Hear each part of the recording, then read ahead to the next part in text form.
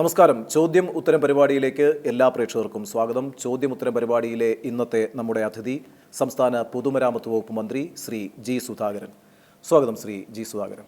Not പ്രതിസന്ധിക്ക് ശേഷം ശമ്പളത്തിൻ്റെ വിതരണം, അതുപോലെ തന്നെ പെൻഷൻ്റെ വിതരണം ആദ്യ വാരമാണ് കഴിഞ്ഞു പോയിരിക്കുന്നത്.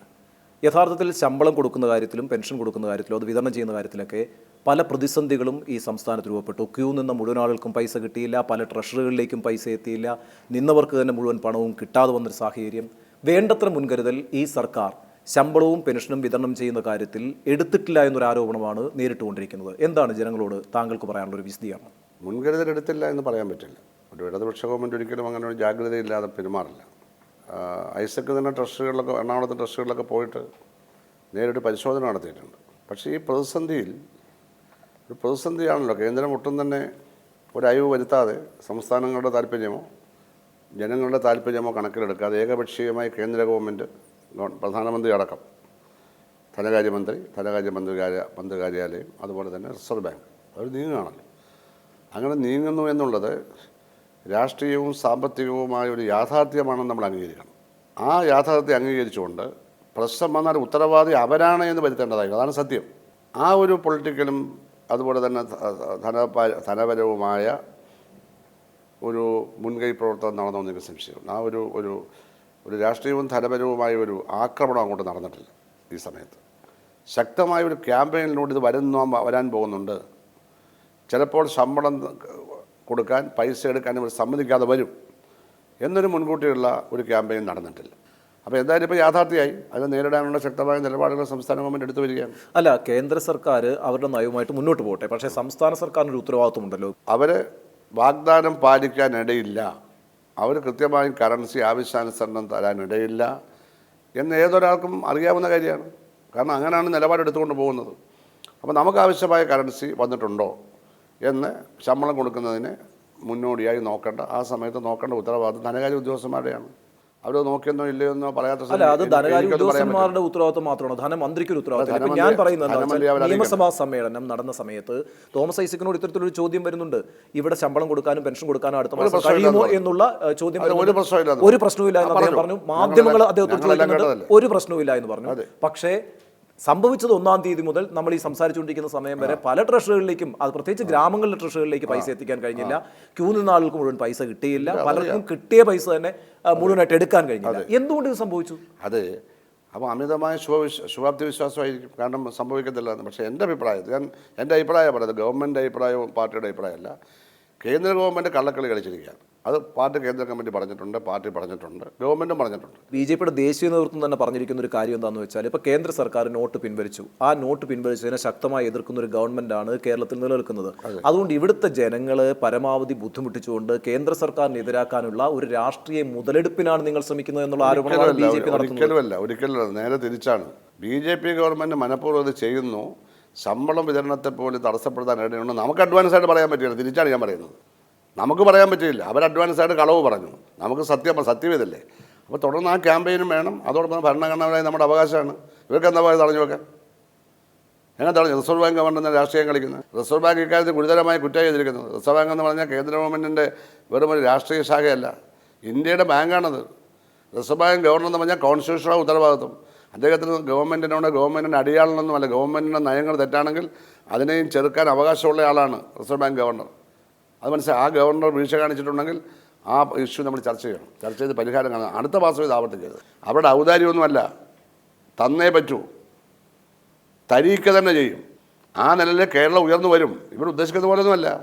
വലിയ പ്രശ്നമുണ്ടാകും ബി ജെ പി അതുകൊണ്ട് ആ തെറ്റ് തിരുത്തുമെന്ന് ഞങ്ങളുടെ വിശ്വാസം. കാരണം പ്രധാനമന്ത്രി രാജ്യത്തിൻ്റെ പ്രധാനമന്ത്രിയാണ്, റിസർവ് ബാങ്ക് രാജ്യത്തിൻ്റെ ബാങ്കാണ്. അവർക്കിങ്ങനെ ഒരു സംസ്ഥാനത്തിന് ശമ്പളം കൊടുക്കാതിരിക്കാൻ സാധ്യമല്ല. ഇവിടെ സുപ്രീം കോടതിയൊക്കെ ഉണ്ടല്ലോ. നാളെ ഇവർ കോടതി വേണമെന്ന് വെച്ചാൽ എന്ത് ചെയ്യും? കണക്കിന് നാളെ സുപ്രീം കോടതി വേണമെന്ന് വെച്ചാൽ എന്ത് ചെയ്യും? ഭരണഘടന പേര് സുപ്രീം കോടതി വേണം, എന്ത് ചെയ്യും? അവർ വേറെ കോടതി അങ്ങ് നിയമിക്കും. ഭൂരിപക്ഷം ഉണ്ടെങ്കിൽ നിയമിച്ചുകൂടാത്തുണ്ടോ? പ്രസിഡൻഷ്യൽ മോഡലിന് വേണ്ടി നീങ്ങിയവരല്ലേ അവരെന്തും ചെയ്യും. പക്ഷേ എന്തും ചെയ്യാൻ ഒരിക്കലും അവസരം കിട്ടാൻ പോണില്ല. എന്തും ചെയ്യാം. ഈ സർക്കാർ നേരിടുന്ന മറ്റൊരു പ്രധാനപ്പെട്ട വിവാദം ഇപ്പോൾ എന്ന് പറയുന്നത് 2 മാവോയിസ്റ്റുകൾ മലപ്പുറത്ത് നിലമ്പൂരിൽ കൊല്ലപ്പെട്ടു എന്നുള്ളതാണ്. ഇടതുപക്ഷ സർക്കാർ ഭരിക്കുമ്പോഴാണ് ഈ സംഭവം നടന്നിരിക്കുന്നത്. യഥാർത്ഥത്തിൽ ഈ സംഭവത്തിൽ ഏറ്റവും കൂടുതൽ വിമർശനം ഇടതുപക്ഷത്തു നിന്ന് തന്നെയാണ് ഉണ്ടായിരിക്കുന്നത്. CPI ശക്തമായൊരു നിലപാടുമായി രംഗത്ത് വന്നു. താങ്കളുടെ പാർട്ടിയുടെ നേതാവായിട്ടുള്ള കഴിഞ്ഞ സർക്കാരിൻ്റെ മുഖ്യമന്ത്രിയായിരുന്ന VS അച്യുതാനന്ദൻ പരസ്യമായി ഇതിനെ അപലപിച്ചിരിക്കുന്നു. എന്താണ് ഈ മാവോയിസ്റ്റ് വേട്ടയെക്കുറിച്ച് ജി സുധാകരൻ്റെ ഒരു നിലപാട്? ഇത് ഗവൺമെൻറ് തീരുമാനിച്ച് വെടിവെച്ചൊന്നുമല്ല, മുഖ്യമന്ത്രിയുടെ നിർദ്ദേശപ്രകാരമല്ല, അത് വ്യക്തമായ കാര്യമാണ്. അത് കാട്ടിനകത്തുണ്ടായിട്ടുള്ള സംഭവമാണ്. പോലീസ് അവർ നിക്ഷിപ്തമായ അധികാരം ഉപയോഗിച്ച് അവർ ചെയ്തിരിക്കുകയാണ്. പോലീസ് ചെയ്തതെന്നുള്ള കാര്യത്തിൽ ഇപ്പോൾ ആരും പോലീസ് അല്ലെന്ന് അവർ പറഞ്ഞിട്ടില്ലല്ലോ, അതുകൊണ്ട് അവർ ചെയ്തതായിരിക്കാം. അല്ല, പോലീസുകാരെ സംബന്ധിച്ചിട്ടുണ്ട് ഞങ്ങൾ ഗവൺമെൻറ് അതിനകത്ത് ശ്ലാഘിക്കുകയോ അതിന്മേലൊരു അഭിപ്രായം പറയുകയോ ചെയ്തു ഗവൺമെൻറ് അങ്ങനെ പറയാൻ പറ്റില്ല. നന്നായി എന്നൊന്നും പറഞ്ഞ് കരുണാകരൻ പറഞ്ഞുകൊണ്ട് മുഖ്യമന്ത്രി പറഞ്ഞിട്ടില്ല, ആവശ്യം അദ്ദേഹം പറഞ്ഞിട്ടില്ല. അതിനൊരു പ്രതികരണവും നടത്തിയില്ല, കാരണം പ്രതികരണം നടത്താൻ പറ്റില്ല.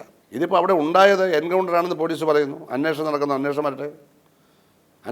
എന്തായാലും ആ കാര്യത്തിൽ അത് വളരെ നന്നായിപ്പോയി എന്നൊന്നും ഞങ്ങൾ പറഞ്ഞിട്ടില്ല. അല്ല, പക്ഷേ പോലീസിന്റെ മനോവീര്യം കെടുത്തുന്ന ഒരു കാര്യവും സർക്കാരിന്റെ ഭാഗത്തുനിന്നുണ്ടാകില്ല എന്ന് മുഖ്യമന്ത്രി ഇതിന് ശേഷം പറയുന്നു. അപ്പം സ്വാഭാവികമായിട്ടും അത് വേറൊരു അർത്ഥത്തിൽ പോലീസിനെ പിന്തുണയ്ക്കുന്ന ഒരു സ്റ്റേറ്റ്മെന്റ് ആണ്. അല്ല, പോലീസിന്റെ മനോവീര്യം അല്ലെങ്കിൽ കെടുത്താൻ പാടില്ല. പോലീസ് സ്റ്റേറ്റിന്റെ ഫോഴ്സാണ്.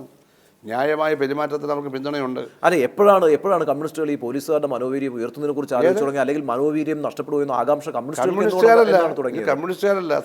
ഇവിടെ മനോവീര്യത്തിന്റെ പ്രശ്നമാണോ മനുഷ്യാവകാശത്തിന്റെ പ്രശ്നത്തിനാണോ പ്രാധാന്യം കൊടുക്കേണ്ടത്? വെടിവെച്ച് കൊന്നതിനെപ്പറ്റി പിണറായി ഒന്നും പറഞ്ഞിട്ടില്ല, അത് അതിനെപ്പറ്റി പരാമർശിച്ചിട്ടേ ഇല്ല. പക്ഷേ അതിനുശേഷം അതിനുശേഷം വേറെ പ്രശ്നം ചോദിച്ചപ്പോഴാണ് പറഞ്ഞത്, ഈ പ്രശ്നത്തിലല്ല പറഞ്ഞത്. അദ്ദേഹം പറഞ്ഞത് ഈ പ്രശ്നത്തിനെ അല്ല, വേറെ ചില പോലീസുമായി ബന്ധപ്പെട്ട ക്രിമിനൽ ഇഷ്യൂസ് നേരിടുന്ന കാര്യം പറഞ്ഞപ്പോഴാണ്. പോലീസിന് മനോവീര്യം എന്ന് പറഞ്ഞാൽ ഭരണഘടനാപരമായി പ്രവർത്തിക്കാനുള്ള ബലം, അതാണ് ഉദ്ദേശിക്കുന്നത്. അല്ലാതെ അവർക്ക് ഇഷ്ടമുള്ള ചെയ്യാനല്ല, ഭരണഘടനാപരമായി പ്രവർത്തിക്കാനുള്ള ഒരു നിലപാട് അവരെടുത്താൽ അതിന് പിന്തുണ കൊടുക്കണം.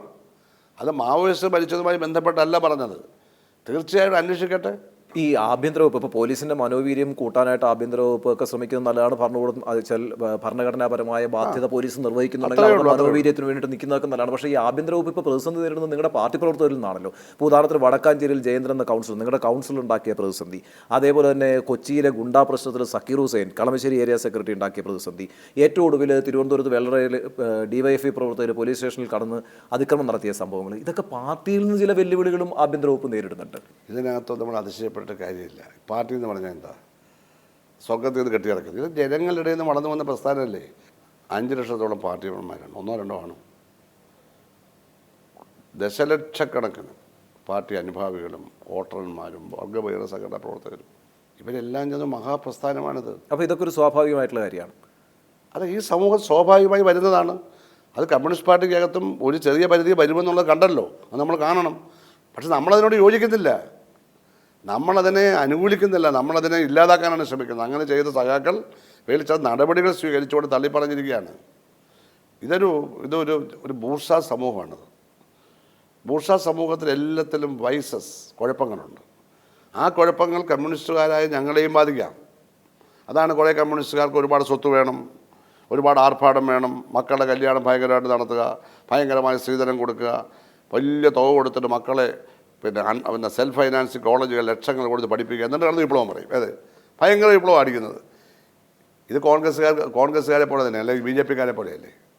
കമ്മ്യൂണിസ്റ്റുകാർ അങ്ങനെ മഹാഭൂരിപക്ഷം അങ്ങനെ, അല്ലെങ്കിൽ ആരെങ്കിലും കാണും, അവരെ വിമർശിക്കും, അവരെ തിരുത്തും, അവരത് ഉപേക്ഷിച്ചിട്ട് പാർട്ടി വിട്ട് പോണ്ടി വരും. ഇവിടുത്തെ ഒരു പഞ്ചായത്ത് മെമ്പർ സ്ഥാനവും ഒരു MLA സ്ഥാനവും ഒരു ടൂർ, അഖിലേന്ത്യാ ടൂറും, എന്നിട്ട് കോൺഗ്രസും കമ്മ്യൂണിസ്റ്റും ഒരു കുട്ടിക്കളിയും കണ്ടേ, രാവിലെ ഉടുപ്പ്, ഉച്ചക്കൂട്, വൈകുന്നേരം ഉടുപ്പ്, ഇങ്ങനെയൊക്കെയുള്ള ഇതാണ് കമ്മ്യൂണിസം എന്ന് കരുതുന്ന കുറേ ആട് വന്നിട്ടുണ്ട്. ഇപ്പോൾ ഇതൊന്നും അല്ല. ഒരു താക്കോൽ കൂട്ടം കറക്കി ഇങ്ങനെ നടക്കുക, കുറച്ച് കാശ് പിരിക്കുക, സുഖമായിട്ട് നടക്കുക, ഇതൊന്നും അല്ല കമ്മ്യൂണിസം. ഇങ്ങനൊന്നും അല്ല പാർട്ടികളുണ്ടായത്. അങ്ങനെ തെറ്റിദ്ധരിക്കുന്നവർക്കുള്ള താക്കീതുകളാണ്. ആവശ്യമില്ലാത്ത പണിക്ക് പോയാൽ പാർട്ടി അംഗീകരിക്കില്ല.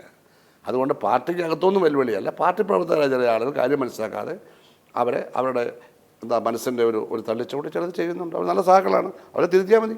അല്ല, പക്ഷേ മുൻകാലങ്ങളിലൊക്കെ കാണാത്തൊരു വലിയ പ്രതിസന്ധി ഈ സർക്കാർ അഭിമുഖീകരിക്കുന്നുണ്ട്. ഈ IPS-ഉം IAS-ഉം തമ്മിലുള്ളൊരു ഫൈറ്റ് എന്ന് പറയുന്നത്. ഇപ്പം അത് വെച്ചാൽ ഇപ്പം 2 പ്രധാനപ്പെട്ട പ്രമുഖരായിട്ടുള്ള IAS ഉദ്യോഗസ്ഥർ നേരിട്ട് തന്നെ മുഖ്യമന്ത്രിക്ക് കത്താലും നേരിട്ടും പോയിട്ട് പരാതി പറഞ്ഞിരിക്കുന്നു. ചില അന്വേഷണങ്ങൾ നടക്കുന്നു, അവരെ കുഴപ്പത്തിൽ പെടുത്താൻ ശ്രമിക്കുന്നു. അപ്പോൾ ഈ IPS IAS ഫൈറ്റ് എന്ന് പറയുന്നത് ഭരണത്തെ ബാധിച്ചു തുടങ്ങി.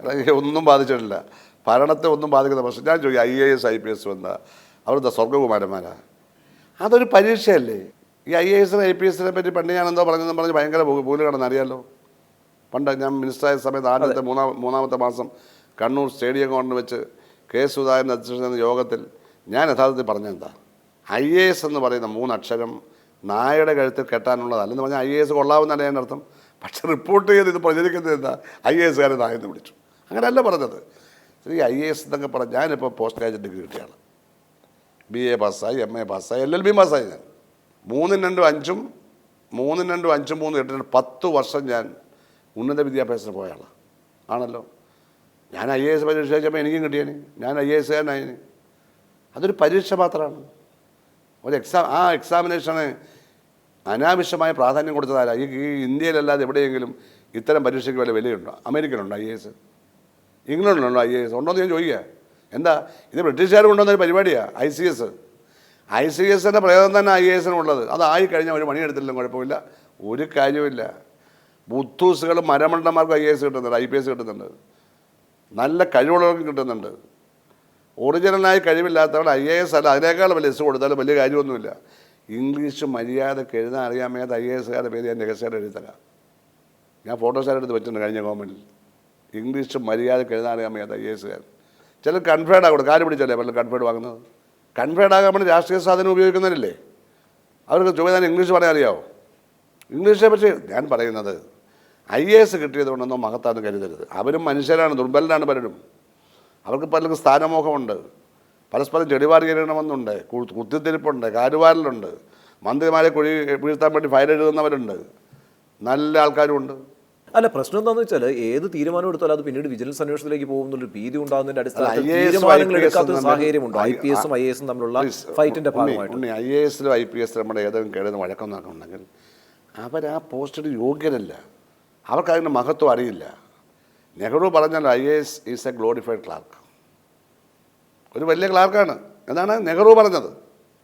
അത്രയേ ഉള്ളൂ. വികസനത്തിൻ്റെ കാര്യത്തിലോ അല്ലെങ്കിൽ സാമ്പത്തിക സ്ഥിതി മെച്ചപ്പെടുത്തുന്ന കാര്യത്തിലോ അഴിമതി തടയുന്ന കാര്യത്തിലോ ഗവൺമെൻറ്റിനെ ഉപദേശിക്കാൻ IASകാർ വളരെ കുറവാണ്. കുറച്ച് പേരുണ്ട്, അതവരുടെ സഹജമായ പ്രതിഭ കൊണ്ടും സഹജമായ അവരുടെ സംസ്കാരം കൊണ്ടും അല്ല. IAS കിട്ടിയതുകൊണ്ട് ആരും മഹാന്മാരായ ചരിത്രമില്ല.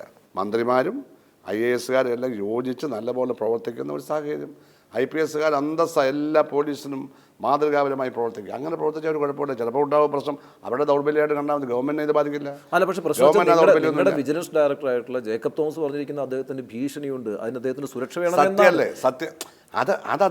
അതുകൊണ്ട് അദ്ദേഹം മോശക്കാരനാവുന്നത്. എവിടുന്നാണ് ആ ഭീഷണി വരുന്നത്? ഭരണകൂടത്തിനകത്തുനിന്നാണ്. അതെ, ഭരണകൂടത്തിനകത്ത്. ഭരണകൂടം എന്ന് പറഞ്ഞാൽ നല്ല ഭരണകൂടമാണോ? ഭരണകൂടം എന്ന് പറഞ്ഞാൽ പിണറായി വിജയൻ്റെ ഗവൺമെൻറ് അല്ല, ഞങ്ങളുടെ ഇടതുപക്ഷ ഗവൺമെൻറ് അല്ല ഭരണകൂടം. ഭരണകൂടം അവിടെ നേരത്തെ ഉണ്ട്. അതായത് സ്റ്റേറ്റ് എന്ന് പറഞ്ഞാൽ ഞങ്ങളല്ല, ഞങ്ങൾ സ്റ്റേറ്റിൽ ഓരോ കാലങ്ങളിൽ അധികാരത്തിൽ വരുന്ന പൊളിറ്റിക്കൽ ലീഡർഷിപ്പ് മാത്രമാണ്. ഞങ്ങൾ മാറിയാൽ ഈ സാധനം അവിടെയുണ്ട്. മന്ത്രിസഭയില്ലെങ്കിലും ഭരണകൂടം ഇവിടെയുണ്ട്. സർക്കാർ കാര്യം മുറ പോലെ എന്ന് പറഞ്ഞിട്ടില്ലേ? ഭരണകൂടം സ്റ്റേറ്റ് എന്ന് പറഞ്ഞാൽ ഈ മന്ത്രിസഭയല്ല, ഭരണകക്ഷിയല്ല, അത് സ്റ്റേറ്റ് അല്ല. ആ സ്റ്റേറ്റിൻ്റെ കാര്യങ്ങൾ നടത്താൻ അന്ന് ചുമതലപ്പെടുത്തപ്പെട്ട പൊളിറ്റിക്കൽ ലീഡർഷിപ്പ് മാത്രമാണ്. ഞങ്ങൾ നടപ്പിലാക്കുന്ന കോൺഗ്രസിൻ്റെ നയമല്ല, ഞങ്ങളുടെ നയമാണ്. അപ്പോൾ ഭരണകൂടത്തിൽ അധികാരത്തിൽ വരുന്ന കക്ഷിക്ക് ഒരു പരിധി വരെ ഭരണഘടനാപരമായി ഇന്ന് ആ കക്ഷിയുടെയോ കൂട്ടുകെട്ടിൻ്റെയോ നയം നടപ്പിലാക്കാനുള്ള സ്വാതന്ത്ര്യമുണ്ട്. അത് വെച്ചാണ് ഞങ്ങൾ വ്യത്യാസപ്പെട്ട് നടപ്പിലാക്കുക. അത്രയേ ഉള്ളൂ. ഞങ്ങളെ ഡിസ്മിസ് ചെയ്ത് കളയുകയും ചെയ്തല്ലോ ആ അധികാരവും. അപ്പോൾ യഥാർത്ഥ ഭരണകൂടം ഞങ്ങളെ കുടുക്കി ദൂരെ എറിഞ്ഞില്ലേ? അതാണ് യഥാർത്ഥ ഭരണകൂടം. യഥാർത്ഥ ഭരണകൂടം ക്രൗര്യമാണ്, അത് ഭീകരതയാണ്, അത് ജനകീയ വിരുദ്ധമാണ് ഭരണകൂടം. ആ ഭരണകൂടത്തെ മൃദുലമാക്കി അതിനെ ജനകീയമാക്കി ഒരു കാലഘട്ടത്തിൽ പ്രവർത്തിപ്പിക്കാൻ അവസരം കിട്ടുമ്പോൾ പ്രവർത്തിക്കാൻ ഇടതുപക്ഷം ചെയ്യുന്ന അത്രയേ ഉള്ളൂ അതിനകത്ത്. അതിനെ പരിപൂർണമായി മാറ്റാൻ നമുക്ക് കഴിയില്ല. അതൊരു വിപ്ലവത്തിൽ കൂടിയേ നടക്കൂ. അതാണ് ഞങ്ങളുടെ ലക്ഷ്യം. പക്ഷേ ഉടനെ ഞങ്ങളൊരു സാധ്യത ഇല്ലാത്തതുകൊണ്ട് ഞങ്ങൾ ബോധവൽക്കരണം നടത്തുകയാണിപ്പോൾ. ഇതൊക്കെ ബേസിക് ഇതൊക്കെ അറിയാവുന്ന ഒരു ഭാരമുണ്ട് കേരളത്തിൽ. ഇതൊക്കെ അറിയാവുന്ന രാഷ്ട്രീയ പ്രവർത്തകരായിരുന്നു പണ്ട് ഭൂരിപക്ഷം. ഇത് എത്ര പേരുണ്ട്? 10% പോലും ഇല്ല.